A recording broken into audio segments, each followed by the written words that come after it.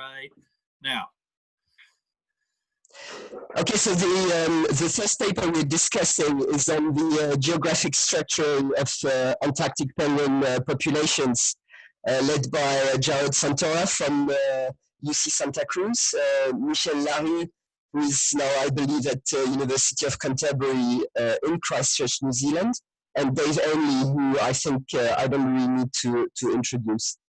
And the baseline of the story is that in 1984, Bob Furness and Tim Burkhead landed a paper in Nature by proposing that the spatial distribution and size of seabird breeding colonies are limited by intraspecific competition for food around colonies during the breeding season.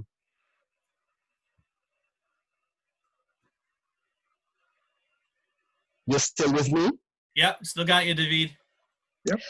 This idea was later validated by Sunis and colleagues in another Nature paper published in 2001, in which they used foraging trip durations of gannets from colonies around the UK to show that larger colonies have proportionally wider foraging ranges and lower colony growth rates. And then with the first GPS trackers, when the first GPS trackers became available, we noticed that birds from neighboring colonies had mutually exclusive foraging areas. In Cape Gannets, we call this offshore diplomacy, and it's interesting to know that people working on how trees compete within each other in a forest call this crown shyness. In Antarctica, Dave Ainley tested the Furness-Burkhead hypothesis in the mid-90s for pygoscalid penguins, but the test was not too conclusive, probably by lack of accurate information on seabird at-sea ranges. Now that more tracking data are available, and also far more information on colony location and size, the authors of the paper we discuss today go back to the matter. At the extent of Antarctica, they tested the hypothesis that large penguin colonies affect the size and distribution of other colonies within their foraging areas that overlap. The study was in two parts. Data on location and size of Emperor and Adelie penguin colonies were collected all around the continent, and then data on Adelie chinstrap and Gentoo colonies for the Antarctic Peninsula and the southern Scotia Sea. And that's now available through the analysis of satellite images and the detection of penguin colonies through the great work of people like Heather Lynch, Michel Larue, and our international Grant Humphreys, I believe.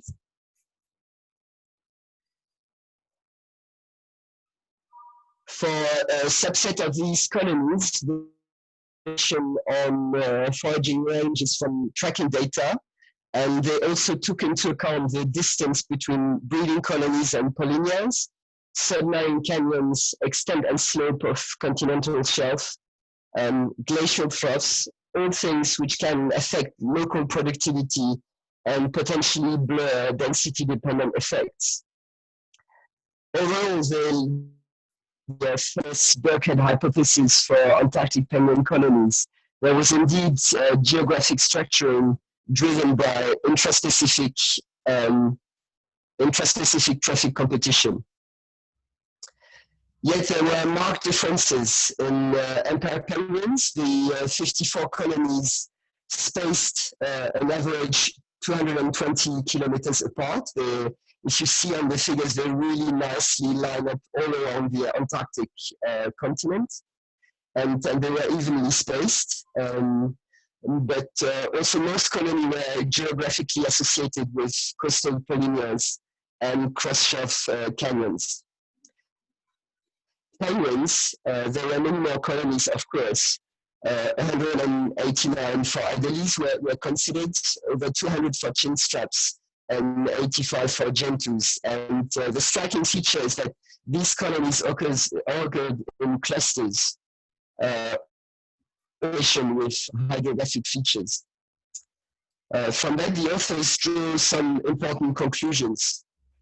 Firstly, there appears to be a foraging density at which a large colony displaces the foraging areas of neighboring colonies. Second, the clustering and spacing of densely clustered penguin colonies along the Antarctic Peninsula indicate a predictable and abundant supply. There is still some missing information on the foraging of birds from very large penguin colonies and for emperor penguins in general. And finally, the authors warn that if there are larger unstudied colonies in a region considered for MPA designation, spatial planning based on penguin foraging range may be inadequate. Are you still with me? Yep, we still got you, David.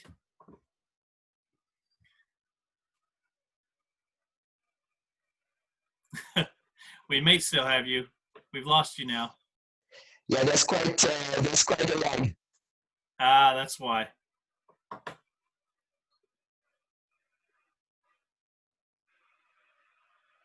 Nope, we've got you lost again, David. If you can you hear me now, or are you still out? Yes, I can hear you. Okay. Okay, we got you back there now.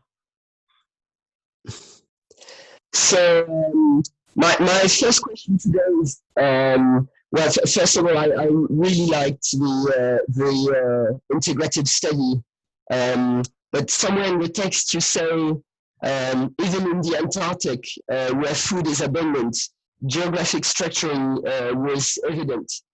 And actually, I was less surprised to find this type of structuring in Antarctica than in perturbed marine ecosystems. For instance, those affected by fisheries. I remember being very surprised by the clarity of the results Sulu respond for the.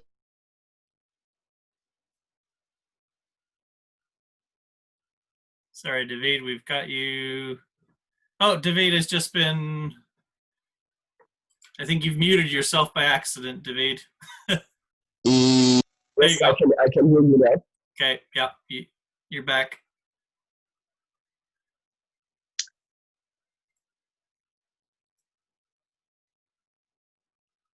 You there to finish the question, David, or is it? Have you been cut out again? Oh well, that's. Well, I got to say, after 16 sessions, it was only a matter of time before one of us had a total breakdown.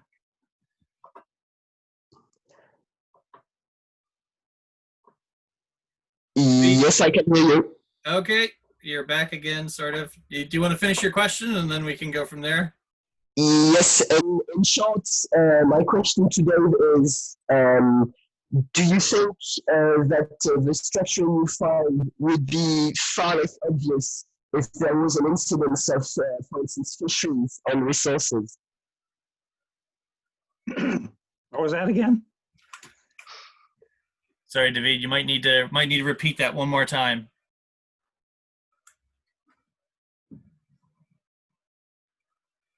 Or if you want to, David, if you're stuck and can't get the message out, maybe you could just type it down into the. I don't know if you've got access to the chat section, but you might be able to answer the question down there. Well, I can hear you, Grant, pretty well. So what was the question? Well, okay. So I think the question that David was trying to get out was basically that whether or not the structure that is been picked up in the paper is whether or not that's more or less would that be more obvious if there were fisheries present? I think Virginia managed to catch what David was saying and translated. Would it be more obvious if there fisheries were depleting prey? I guess. Yeah. I don't know. Certainly, in most of Antarctica, there isn't a fishery for forage species. In the Antarctic Peninsula, northern part, there's a krill fishery. And so whether that has an effect on the results that we got for the Antarctic Peninsula, I don't really know. my big soap operas or soapbox issue is the returning whales are a fishery, and that they are a major fishery. Nobody is quantifying their take of krill. Some penguin species up in that area are decreasing, like chinstrap penguins, which Lisa Balance's study showed it benefited from the loss of whales way back in the 60s. When the whales were removed from the system, chinstrap penguins increased dramatically in size. And now the whales are coming back and chinstrap penguins are decreasing. Yep. But it's a very politically sensitive issue, and so nobody wants to deal with it. Yeah. And the rest of Antarctica, there's fisheries for like Chilean sea bass or Antarctic toothfish. There aren't any fisheries to speak of for krill, or there's no fisheries anywhere for silverfish, which is the so-called herring of the Antarctic. So the patterns in most of Antarctica are pretty much unaffected by fisheries for forage fish or krill. So anyway, I don't think fishery has any, well, other than whales in the Antarctic Peninsula area, I don't think fisheries are an issue in patterns that we found. Mm-hmm. Yeah, it's quite an interesting thing, and obviously the Antarctic Peninsula and the krill fishery is quite a hot topic lately, and particularly around MPAs. And you're probably already familiar with this and having been involved in the community for some time. But the Domain 1 MPA, the Western Antarctic Peninsula MPA process at the moment, obviously is quite contentious. And my question is sort of around this concept of the clustering of penguin colonies and how we should be analyzing these clusters as clusters rather than individual colonies. Do you anticipate that having an impact on MPA development on the peninsula, or do you think that it's, this is going to get somewhat political, and I know that you love these topics. So, do you think that the politics are really going to drive this, or do you think that there's a way of leveraging this sort of concept of cluster analyses to help improve the MPA process? Yeah, well, I think the clustering is real, and well, the one interesting thing that we found in our paper in terms of biologging, while the full range of colony size and Adelie penguins has been investigated using, looking at foraging range from, a few hundred pairs colonies to a few 100,000 pairs. But for the species in the Antarctic Peninsula where the current MPA battle is raging, all the studies have been done on tiny penguin colonies for whatever reason. And so, we really don't know what the foraging range is of chinstrap penguins at a large colony. And there are some large colonies, and I haven't looked closely, but what I've seen in terms of people's MPA proposals is that, essentially they're using the same foraging range of penguin. It must be from the smaller colonies. And I don't know. So I think that somebody needs to go to a large chinstrap colony and start looking at foraging range. Yeah. And that, I think, would open some eyes in terms of the size of MPAs that would be effective. Yeah. David actually sort of asks a question that's along these lines in the chat, and he's asked, what does the colony size versus foraging range look like for gentoos and chin straps? And I think you do mention a little bit in the paper that it wasn't looked at, or at least it wasn't available because of the lack of data for large colonies. But do you have any sort of best guesses or hypotheses on this? Do you think you would find the same patterns with chin straps and gentoos as you do with Adelies? Yeah, I think so. I mean, the summary by, was it Whitefield et al., who looked at all studies of the past 20 years that looked at foraging range and colony size. It's pretty much a characteristic of seabird colonies. So yeah, I think the foraging range of large chinstrap penguin colonies is far greater than what people so far have appreciated. Mm-hmm.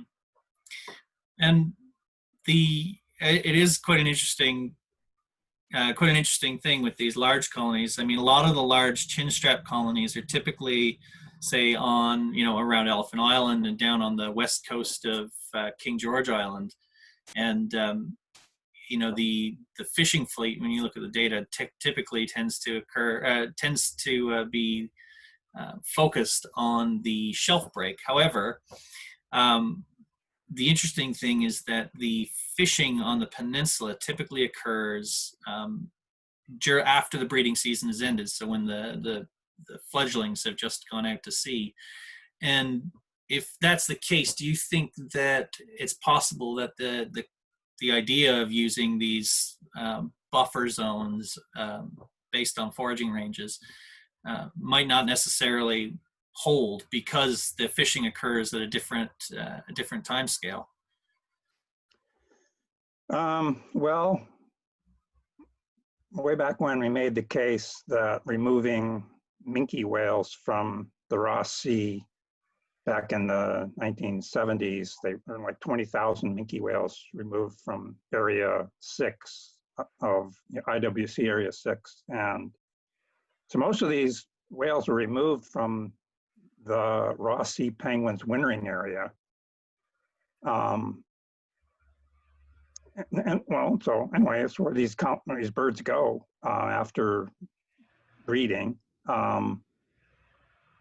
And well, when the whaling moratorium went into effect, minke whales recovered and penguin numbers started going down until climate change took over and started making polynyas more reliable and persistent, making it easier life for the breeding of these penguins in the Ross Sea. So, and the studies in South Africa on African penguins are showing that it's the foraging outside of the protected areas that is really impacting, or the fishing outside of the breeding season foraging areas of the penguins that is really impacting the penguins. So, the lessons learned from the South African studies I think are really critical in designing MPAs. Yeah. No, that's a fair point, and I think and having been involved in the process a little bit myself, I know you see quite a lot of deliberate use of foraging ranges for penguins, and you've already kind of touched on it, that the whales are really kind of left out of this process quite a lot. And whales arguably take far more krill than the fisheries do, so there's still a big data gap in whale distribution and abundance, certainly on the peninsula at the very least, that hasn't been addressed. Another question, one of the go for it. Downsides of whaling moratorium is that Japan stopped doing their whale censusing. So yeah, and now nobody goes out on ships anymore because it costs so much to pay crew members. Not now. It's anyway. There's just not the platforms of opportunity like there used to be for actually getting a handle on whale abundance in the peninsula area. So it would take a directed effort to get at that issue. Yeah, yeah. To go back to this idea that there seems to be these source colonies. These large colonies tend to be source colonies. How much evidence do you think there is for radiation out from these source colonies with regards to moving beyond some set distance? Right now, it seems a lot of the clusters seem to be falling within several kilometers of each other. But is there any evidence that source population may move further than that and may disperse to colonies that are 10, 15 kilometers away or more? Well, based on band sightings, and there have been sightings of Cape Crozier penguins. Cape Crozier being a colony of 320,000 pairs. It's one of the largest daily penguin colonies. There have been bands sighted in northern Victoria Land. There hasn't been any concerted, directed effort to look for them. But so there are some individuals that are going farther than just a few kilometers. Yeah. Do you think that is it possible that the source populations may act as a sort of buffer for potential climate or environment changes? If you have a very solid source population, will that be able to buffer the impacts of large-scale changes as sort of the peripheral colonies that might, say, start to suffer from ALE effects when those populations get small enough? I don't know. There seem, at least in the cluster that we've been working on, which involves 4 colonies, it's more of a movement of birds from the small colonies to the large colony, at least during our big experiment when some icebergs made it difficult, especially difficult at the small colonies. So without that kind of an experiment, I'm not sure what the flow would be in terms of dispersion. The one, I spent a long time on the MPA and the Ross Sea, and the thing that got me started was the fact that, well, first the whaling industry and then the fishing industry was destroying our project because we wanted to investigate the role of climate change and the dynamics. And here comes along the minke whale whaling, and then the fishery for Chilean sea bass. And so, this, I don't know, it just made it, anyway, I was really pissed off that these organizations were coming in there with essentially no controls of what they're doing. And whereas I had to get a permit just to touch a penguin. So I don't know where I'm going on this, but it's not easy in today's world to be doing this kind of thing. Yeah, I can attest to that. Yeah. We've got a question from Virginia. She's got her hand up anyway, so I'll lower her hand and unmute her. Hi, Virginia. How you doing? Hello. Can you hear me well? I can hear you fine. Okay. Sorry, the conversation is going to go away from conservation now because I have a question that relates nothing to that. But reading your paper, I wondered whether there is an effect of the historical population tendencies of the different species to how clustered the colonies are. Maybe the gaps in the distribution of the colonies along the coast or in the shelf is not because of the foraging ranges, but because there used to be animals there that are not there anymore because populations are declining. If they are, how much it represents the real sort of charge capacity of the environment. And so it can actually be related to real ecological issues and not like the fact that there are less penguins than there used to be, but the colonies remain in the areas that they were.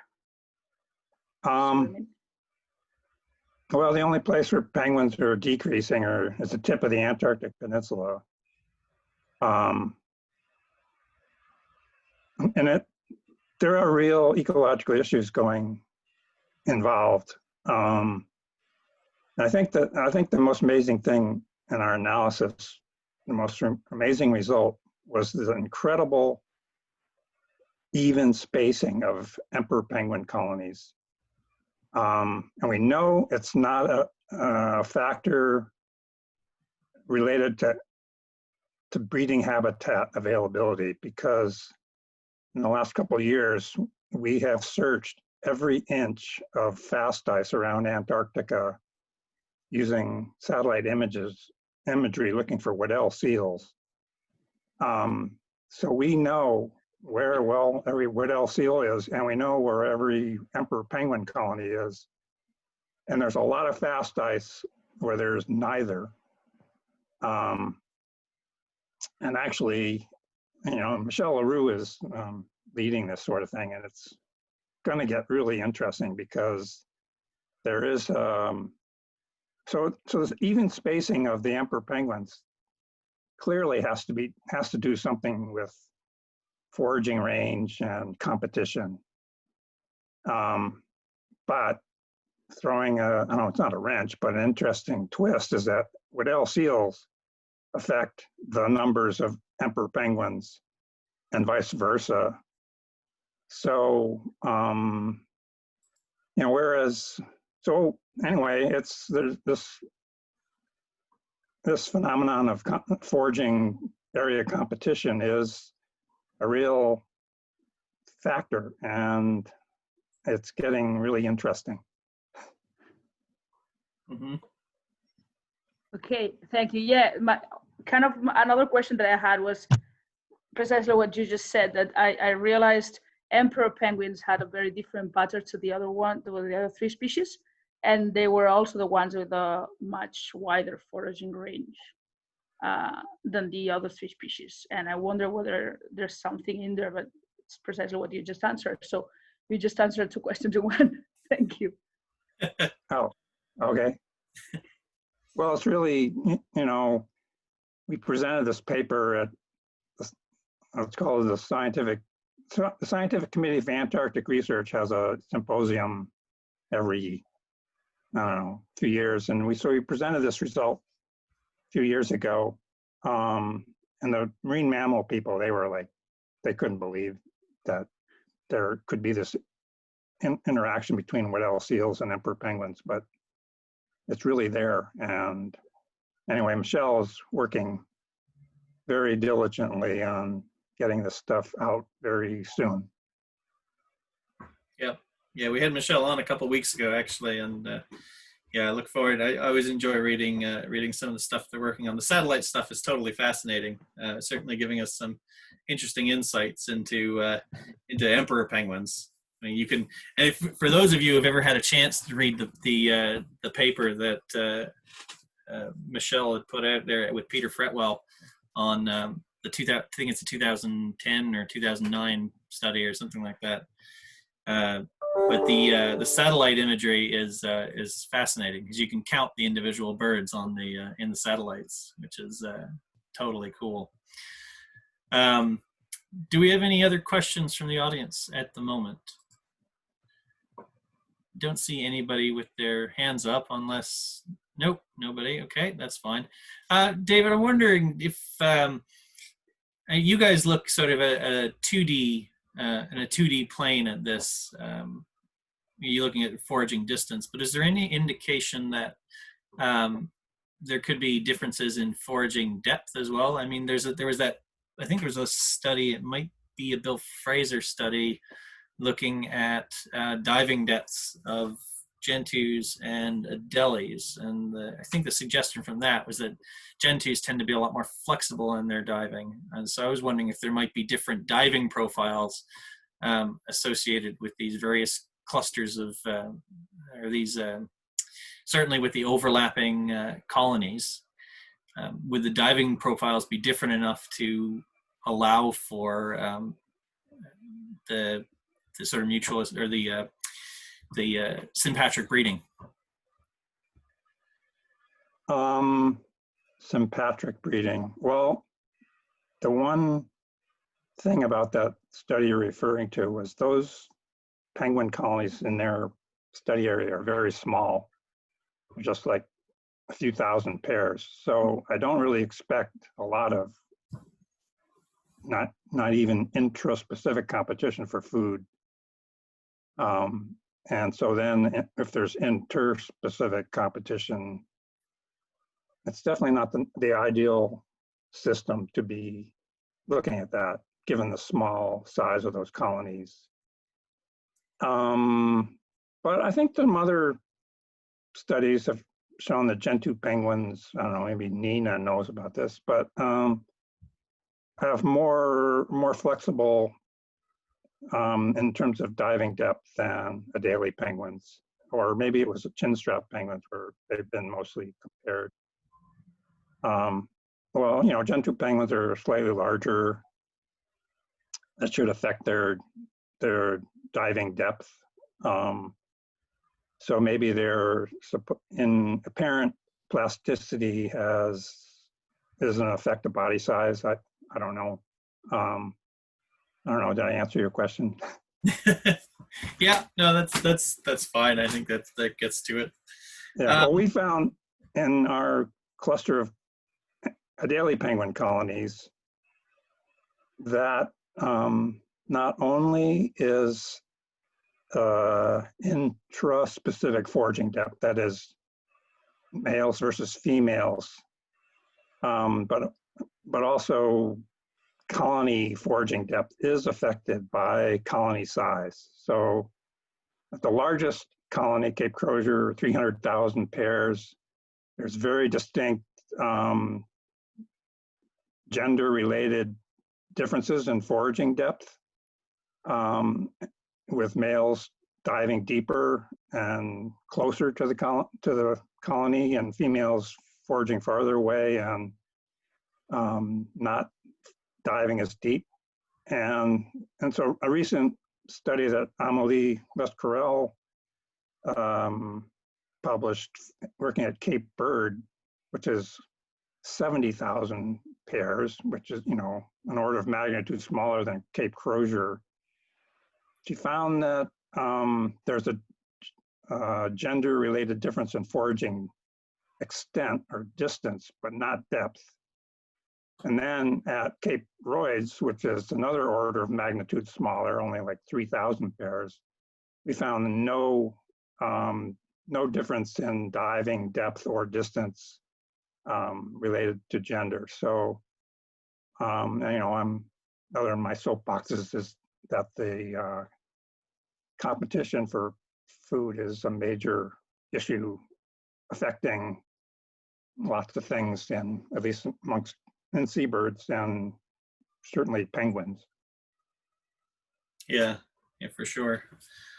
All right. I've let that discussion go over a little bit longer because we're having some issues getting a hold of, well, David is on, but he's sort of breaking up. He's on mute at the moment. So we can attempt to move on to the second paper unless there's any burning questions for David. And I don't see anybody bolting to put their hands up. So I think with that, we'll probably move on to the next.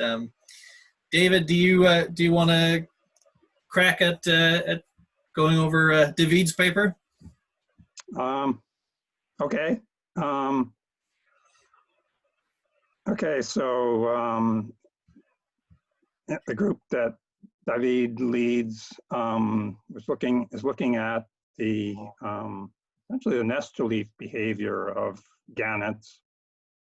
And I was really happy that there's still somebody in the world that looks at social behavior in seabirds. There used to be, everyone used to work on that, but then but now nobody does, hardly.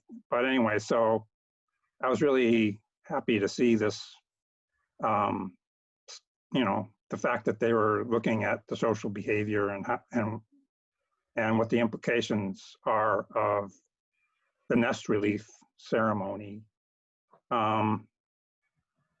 They found, so they used video to record the social behavior, the nest reliefs, and they had biologgers to track the foraging behavior of the individuals involved. They found that the length of the displaying is related to the distance that the returning bird went to find food, a negative relationship, more displaying in shorter trips. And they also, and the amount of preening they thought was related to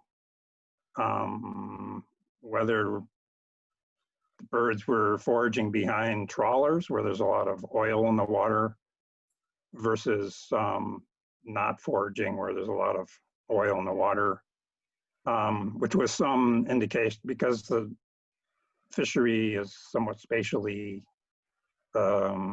confined farther offshore to the west, that this was some indication of, direction of food. Anyway,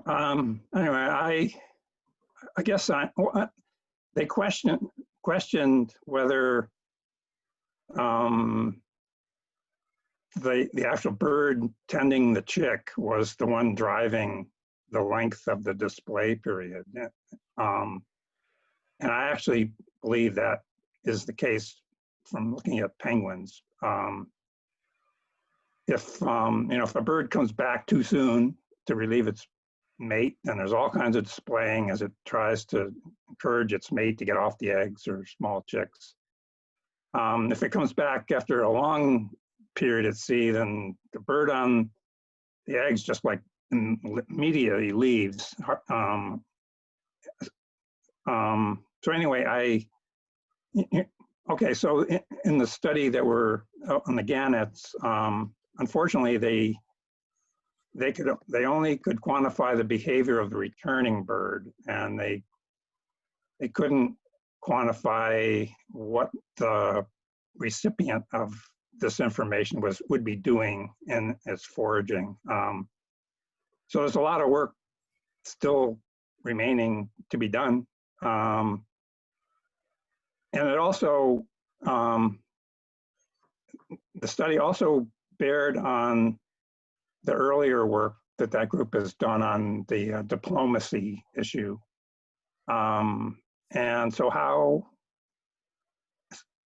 clearly there's separation of foraging areas of colonies of gannets. And so how does that information transferred from the foraging bird to the, let's say, chick tending bird? Like the messages, don't go too far into our neighbor's yard. So anyway, there's an interesting study, and I don't know, we need more of it, of that kind of thing. Yeah, the natural history stuff like this tends to be lacking in the literature nowadays. Everything's all about modeling. Good for me, but yeah.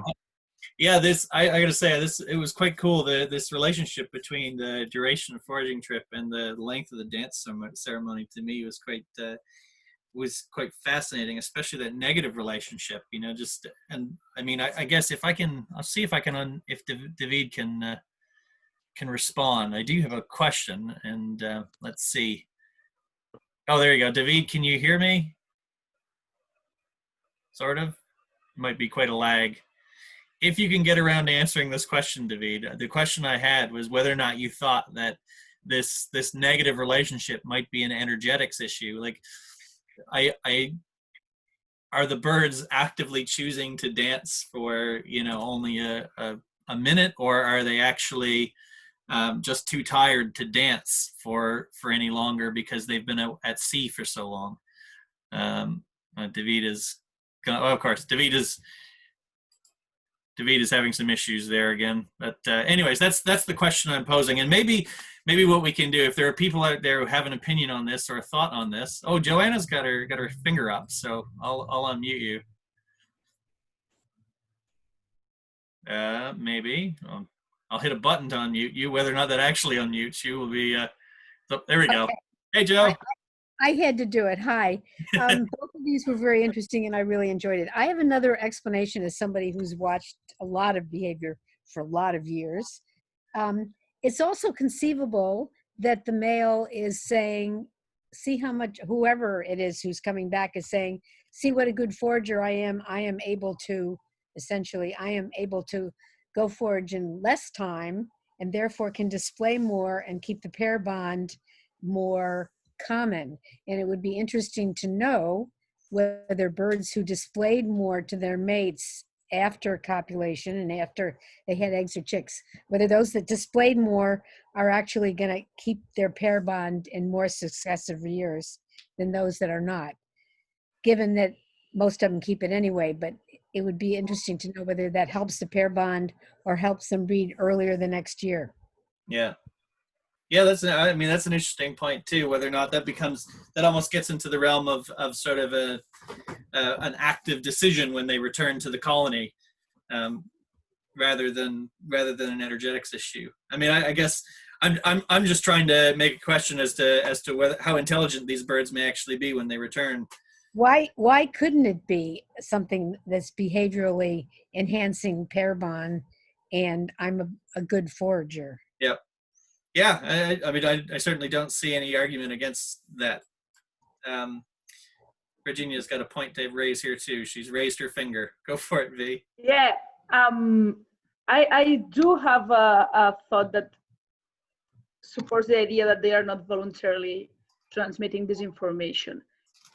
One of the informations that they were transmitting is that they were pruning more when they were going to the west because they were following trawlers and they were more oily.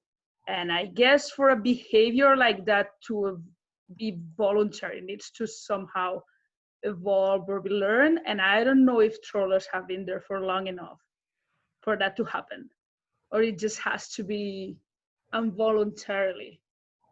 Like, I can see birds learning to go to the west when they prune more because there's more food there, but I don't know if I can see there's enough time for them to learn to signal towards using a stimuli that is been there for a very little time, relatively speaking. Mm-hmm. Does it make sense at all? Mm-hmm. Yeah, I having watched Peruvian boobies a little bit, when they're, incredible density of plummeting boobies, foraging over anchovy schools, and you don't need a trawler to form fish oil at the surface. All you need is a flock of picaros ravaging a anchovy school, and then there's oil and scales floating on the sea surface. So maybe just so what you're saying, maybe the amount of preening the bird does coming back does indicate that it has found an oil slick and probably helped generate the oil slick by virtue of its group foraging. David has written down in the chat that the crucial info is the sardines in this ecosystem are in the south. So the cue for that might be when they're not preening, and you do see that, I think, in one of the figures they point that out. Where are we at here? Figure 4B. They show this suggests this kind of relationship in the paper. And apparently sardines are a favorite food of the Cape gannets. So if they come back and they're not preening, it might indicate to go south rather than travel another direction. It's interesting. I mean, it's quite fascinating to see that there's that much information being delivered on return. And I don't know, David, if you can type this down, if you've got an answer to this, it'd be interesting. But it would be interesting to see whether or not the information was actually transferred, because it looks like what they're doing here is they're measuring the foraging trip of the returning bird, rather than maybe I've read that backwards, but it seems to be that the information is actually in the bird that's returning rather than in the bird that's going out. But yeah, I tried unmuting David to see if he could answer, but I think it's a bit problematic today with his connection. Well, I had a question. Okay, so in the Dremel 2004 diplomacy paper, I think the message was that, so these birds are going out in flocks. And so their choice of where they forage is going to be affected by social facilitation. I mean, they're going to follow the leader. So that's kind of a contrary sort of issue, that these birds leaving the colony have gotten some information from their mate, and so they're then going to abide by the information that they got, which of course will be challenged if they get into a flock and the flock decides to do something else. Anyway, that was just a thought I had. Yeah, we actually discussed the paper a few weeks ago on Australasian gannets, where we had leaders leading the way back, rather than there being this sort of concept of individuals coming back to the colony. There seemed to be some evidence that, at least with Australasian gannets, they were returning as a group, and that there was an individual bird that drove that behavior.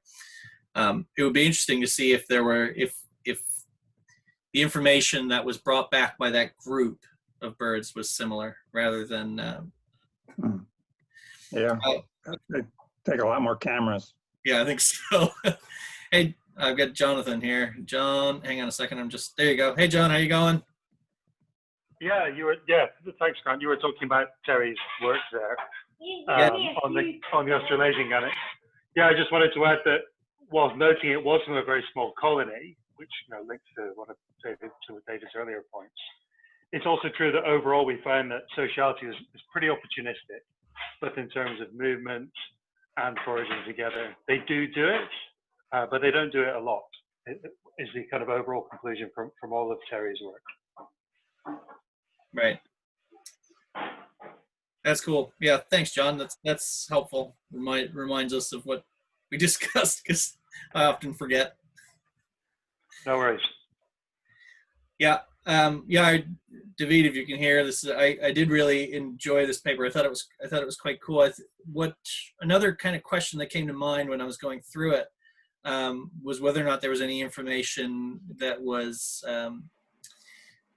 given not only by, say, preening behavior or the length of time of the dance, but whether or not there were body postures beyond preening that may have conveyed other information as well, quality of prey or something like that. And I don't know if you guys happened to look at that. Didn't see anything particularly in the paper, but if there's anybody on the call who has any thoughts on that, it would be interesting to discuss that point really briefly. Whether or not body posture beyond, say, what they've described here, preening and length of time of the dance, might convey other information. I don't know if there's other examples from other species that people might be aware of.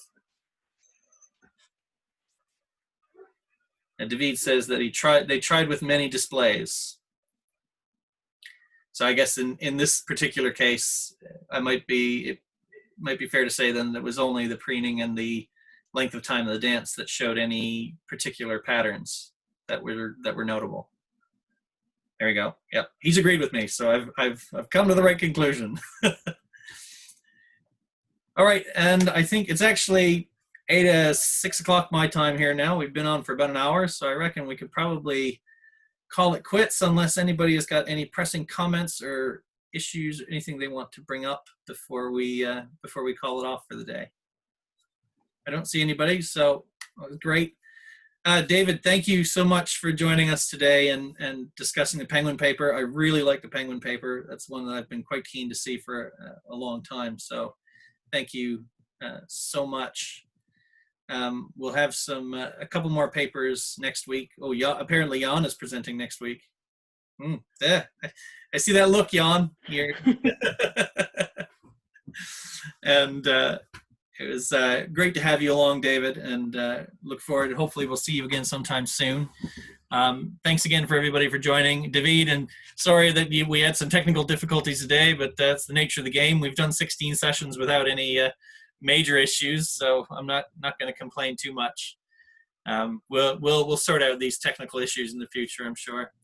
And with that, everybody, thank you very much. Take care, and we hope to see you again next week or the week after. Next week, we're back to the 0630 GMT time slot for the Australasian and Asian folks. In the morning. Thank you very much. Jan, you've Thank unmuted yourself. This is a problem. I'm not sure we should have you unmuted.